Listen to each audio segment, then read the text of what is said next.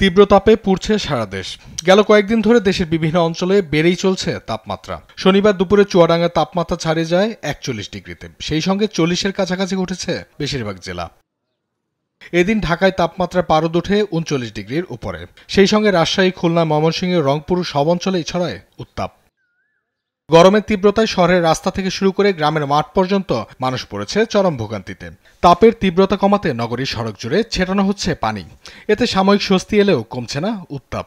বিশেষ করে শ্রমজীবী মানুষের কাজে পড়েছে বিপদ। আমরা মাঠে ধান কাটছি, কাজ করছি। এখন এই গরমের সময় আপনার 5 মিনিট কাজ করলি যে 10 মিনিট 15 মিনিট বসে থাকতেছি। আমরা মাঠে রোদের তাপে থাকতে পারছি না। কাল থেকে খুব রোদ পড়ছে, রোদের জ্বালায় ছাতা টাঙিয়েছি, ছাতা দিয়ে প্যাসেঞ্জার বসছে না।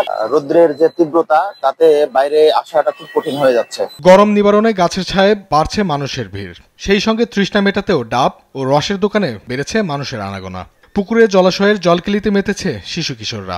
প্রচন্ড গরম পড়তেছে, গরমের গতি ভাই দাঁড়ানো যাচ্ছে না। এত যে তাপের জন্য আমাদের যানটা জায়গায় বসছে। গরমে মোটামুটি ধরেন রিক্সায় গেলে একটু স্বস্তি পাওয়া যাচ্ছে ভাই, আর পায়ে হেঁটে গেলে মনে করেন যে ঘাম ধরতে ধরেন জীবন শেষ। আবহাওয়াবিদরা বলছেন আগামী এক সপ্তাহ চলবে এমন তাপদাহ।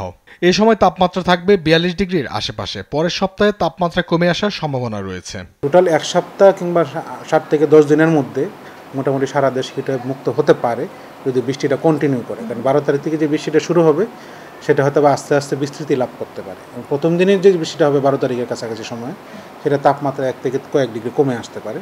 বৃষ্টি যদি কালকেও হয় তো কালকে হিট আপটা কমবে না, হয়তো 2-3 দিন আরও সময় লাগতে পারে 36 বা তার আশেপাশে চলে আসতে। তো পুরোপুরি স্বস্তিদায়ক আবহাওয়া আসতে কমপক্ষে 1 সপ্তাহ বা তার আশেপাশে সময় লাগতে পারে। আবহাওয়া অনুকূলে না আসা পর্যন্ত সবাইকে সাবধানতা অবলম্বন ও স্বাস্থ্যবিধি মেনে চলার আহ্বান স্বাস্থ্য বিভাগের। নিউজ ডেস্ক, দেশ টিভি।